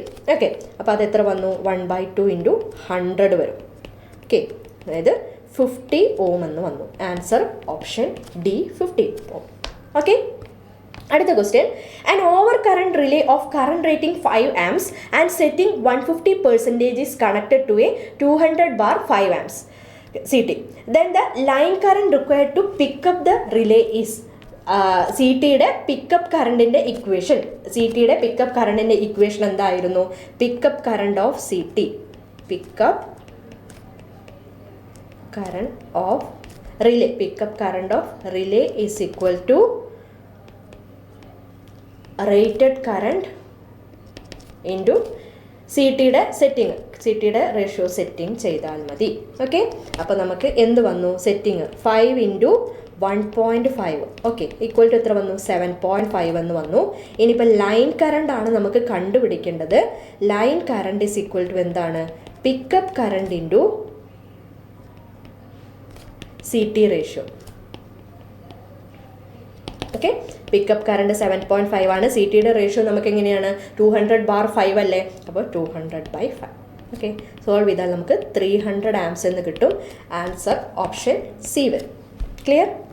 അടുത്ത question, the most appropriate way of mitigating problem of interference between power line and communication line. നമ്മൾ 3 phase ഇൻഡക്റ്റൻസ് കപ്പാസിറ്റൻസ് ഒക്കെ ചെയ്യുന്ന സമയത്ത് നമ്മൾ എന്ത് പറഞ്ഞിരുന്നു? 3 phase അൺബാലൻസ്ഡ് അല്ലെങ്കിൽ ഒരു സിമെട്രിക്കൽ അല്ലാത്ത വയേഴ്സ് ആണെങ്കിൽ നമുക്ക് അവിടെ എന്ത് വരും? നമ്മൾ ഇടയ്ക്കിടയ്ക്ക് എന്ത് ചെയ്യും? ഇവരുടെ പൊസിഷൻസ് മാറ്റി കൊടുക്കും. ഓരോ ഫേസിൻ്റെയും പൊസിഷൻസ് നമ്മൾ ചേഞ്ച് ചെയ്ത് കൊടുക്കാറുണ്ട്. എന്തിനായിരുന്നു? ഇൻഡക്റ്റൻസും കപ്പാസിറ്റൻസും ഒക്കെ യൂണിഫോം ആവാൻ വേണ്ടിയിട്ട്. അല്ലെങ്കിലുള്ള പ്രശ്നമായിരുന്നു നമുക്ക് എന്ത്? കമ്മ്യൂണിക്കേഷൻ ലൈനുമായി പവർ ലൈനിന് എന്ത് വരും? നമുക്ക് ഇന്റർഫറൻസ് കയറി വരും. അപ്പോൾ അതിനെ നമ്മൾ അങ്ങനെ മാറ്റി കൊടുക്കുന്നതിന് നമ്മൾ എന്തായിരുന്നു പറഞ്ഞത്? ട്രാൻസ്പോസിഷൻ എന്നല്ലേ പറഞ്ഞിട്ടുണ്ടായിരുന്നത്. അപ്പോൾ ട്രാൻസ്പോസിഷൻ നമുക്ക് ഇവിടെ 2 ഉണ്ട്. ട്രാൻസ്പോസ് ദ കമ്മ്യൂണിക്കേഷൻ ലൈനും ഉണ്ട്, ട്രാൻസ്പോസ് ദ പവർ ലൈനും. നമ്മൾ ആരെയാണ് ട്രാൻസ്പോസ് ചെയ്യാറുള്ളത്? പവർ ലൈനെ ട്രാൻസ്പോസ് ചെയ്തിട്ട് നമുക്ക് ആ ഇന്റർഫറൻസ് ഒക്കെ കുറയ്ക്കാൻ പറ്റും. അപ്പോൾ ഇതിൻ്റെ ആൻസർ ഓപ്ഷൻ എ എന്ന് വരും. അടുത്ത question, what will be the natural fault if power system is subjected to a fault which makes the zero sequence component of actual current equal 0? Zero sequence component ഇല്ലാത്ത ആൾ ഏതായിരുന്നു? Double line fault അല്ലേ? Double line ഫോൾട്ടിനെയാണ് നമ്മൾ എന്ത് പറയാറുള്ളത്? നമ്മൾ LL fault എന്ന് പറയാം, ലൈൻ ടു ലൈൻ ഫോൾട്ട് എന്ന് പറയാറുള്ളത്. Which of the following stability is increased with the use of high-speed circuit breaker in power system? High-speed circuit breaker നമുക്ക് എവിടെയായിരുന്നു വേണ്ടിയിരുന്നത്? പെട്ടെന്നൊരു ഫോൾട്ടൊക്കെ വരുന്ന സമയത്ത് നമുക്ക് അതിനെ ക്ലിയർ ചെയ്യാനാണ് നമ്മൾ ഹൈ സ്പീഡ് സർക്യൂട്ട് ബ്രേക്കർ ഉപയോഗിക്കാറുള്ളത്. അങ്ങനെയുള്ള ഫോൾട്ടിന് നമ്മൾ എന്തെന്നാ പറയുക? അങ്ങനെയുള്ള ഫോൾട്ടുകൾ വരുമ്പോഴുള്ള സ്റ്റെബിലിറ്റി എന്തായിരുന്നു? ട്രാൻസിയൻ സ്റ്റെബിലിറ്റി അല്ലേ? അപ്പോൾ നമുക്ക് എന്താണ്? നമ്മൾ high speed circuit breakers use ചെയ്യുന്നത് എന്തിനു വേണ്ടിയിട്ടായിരുന്നു? നമുക്ക് ട്രാൻസിയൻ സ്റ്റെബിലിറ്റി കൂട്ടാൻ വേണ്ടിയിട്ടാണ്. Next question, a transmission line has 4 units of string insulators. The voltage across bottommost unit is 45% of total voltage. Then the string efficiency of the arrangement is. നമ്മൾ സ്ഥിരമായിട്ട് ചെയ്ത് നോക്കാറുള്ള ഒരു പ്രോബ്ലം, സ്ട്രിങ് എഫിഷ്യൻസി നമുക്ക് പഠിക്കാനുള്ളതാണ്. String എഫിഷ്യൻസിയുടെ equation എന്തായിരുന്നു? String efficiency is equal to VT/N × V1. ഇതായിരുന്നു നമ്മളുടെ ഇക്വേഷൻ. അപ്പോൾ ഇതിൽ നമ്മൾ ഡയറക്റ്റ് സബ്സ്റ്റിറ്റ്യൂട്ട് ചെയ്താൽ നമുക്ക് എന്തൊക്കെയായിരുന്നു തന്നിട്ടുള്ളത്? 4 യൂണിറ്റുകളാണ്. അപ്പോൾ N ഈസ് ഈക്വൽ ടു 4 എന്ന് തന്നിട്ടുണ്ട്. പിന്നെ നമുക്ക് എന്താണ് 45% ഓഫ് ടോട്ടൽ വോൾട്ടേജ് ആണ് V1 എന്ന് തന്നിട്ടുണ്ട്. അപ്പോൾ നമ്മളിപ്പോൾ VT നമ്മൾ 100%, അപ്പോൾ 1 ആക്കി എടുക്കുകയാണെങ്കിൽ N 4 ഇൻറ്റു മറ്റേ ഇതെന്താണ്, അല്ലെങ്കിൽ VT തന്നെ കൊടുത്തോളൂ, VT ഡിവൈഡഡ് ബൈ 45%, അപ്പോൾ 0.45 VT എന്ന് വരും. അപ്പോൾ VTയും കട്ട് ചെയ്ത് പോയിട്ട് നമുക്ക് 1 ഡിവൈഡഡ് ബൈ 4 ഇൻറ്റു 0.45 ചെയ്താൽ നമുക്ക് 1.8 വരും. 1/1.8 സോൾവ് ചെയ്താൽ അപ്രോക്സിമേറ്റ്ലി നമുക്ക് 0.5556 ഇങ്ങനെ പോകും നമ്പേഴ്സ്. അപ്പോൾ ഇതിലുള്ള ആൻസർ പ്രകാരം നമുക്ക് 55.55% എഴുതാം. ഓക്കെ, ഈ ഒരു ക്വസ്റ്റ്യൻ നമുക്ക് റിപ്പീറ്റ് ആയിട്ട് വരാറുള്ളതാണ് കേട്ടോ. Next question, a single phase 2 conductor line separated at a distance of 1.5 meter apart with the radius of 2 centimeter each produce the self inductance of. Self inductance ന്റെ equation അറിയാമെങ്കിൽ solve ചെയ്യാൻ പറ്റിയ ഒരു question ആണ് ഇത്. എന്തായിരുന്നു സെൽഫ് ഇൻഡക്റ്റൻസിന്റെ equation? L is equal to self inductance L is equal to μ0/π into log d/r'. അത്രയും ഹെൻറി പെർ മീറ്റർ ആണ് വരിക. μ0 എന്ന് പറഞ്ഞാൽ എന്താണ്? പെർമിയബിലിറ്റി ഓഫ് എയർ ആണ്. അത് എത്രയാണ്? 4π × 10⁻⁷ divided by pi. Log D എന്ന് പറഞ്ഞാൽ 1.5 ഡിവൈഡഡ് ബൈ നമുക്ക് എന്ത് വരും? r' എന്താ? 0.7788 ഇൻറ്റു റേഡിയസ് എത്രയാണെന്ന് തന്നെ 2 സെൻറ്റിമീറ്റർ, അതായത് 0.02 മീറ്റർ. ഓക്കെ, ഇത് ചെയ്യാൻ കുറച്ച് പണിയുണ്ട്. എന്താണെന്ന് വെച്ചാൽ നമുക്ക് ഈ ലോഗിൻ്റെ വാല്യൂ അറിയാം. ഈ ഒരു ലോഗിൻ്റെ വാല്യൂ 1.5 ഡിവൈഡഡ് ബൈ ഇതൊന്ന് ചെയ്താൽ നമുക്ക് 0.7788 ഇൻറ്റു 0.02 സോൾവ് ചെയ്താൽ നമുക്ക് 0.015 ആണ് വരിക. ലോഗ് ഓഫ് ഈ ആൻസർ അറിയാമെങ്കിൽ നമുക്കത് സോൾവ് ചെയ്യാൻ പറ്റുള്ളൂ. അപ്പോൾ അപ്രോക്സിമേറ്റ്ലി അത് എത്ര വരും? 4.5 എന്ന് വരും. ഓക്കെ, അപ്പോൾ 4 പൈയും പൈ കട്ട് ചെയ്ത് 4 × 10⁻⁷ ഇൻറ്റു 4.5 വരും. നമുക്ക് എത്ര വരും? 1.82 × 10⁻⁻6 ഹെൻറി പെർ മീറ്റർ എന്നാണ് വരിക. അതായത് ഈ ആൻസറിൽ ഏത് വന്നു? 1.83 മില്ലി ഹെൻറി പെർ കിലോമീറ്റർ എന്ന് വരും. ഓക്കെ, അടുത്തത് എന്താണ്? അടുത്ത question, class A commutation is also called. Class A commutation നമ്മൾ എന്തെന്നാണ് പറഞ്ഞിരുന്നത്? ക്ലാസ് എ കമ്മ്യൂട്ടേഷൻ കുറേ പേരുണ്ട്. എന്തൊക്കെയായിരുന്നു?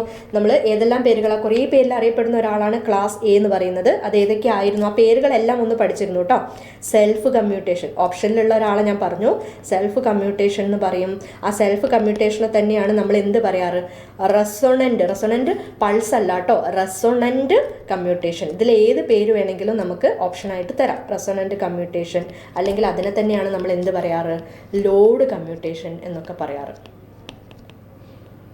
ഓക്കെ, അപ്പോൾ ഈ ഓപ്ഷനിൽ ഏത് വരും? നമ്മളുടെ ആൻസർ ഓപ്ഷൻ എ എന്ന് വരും.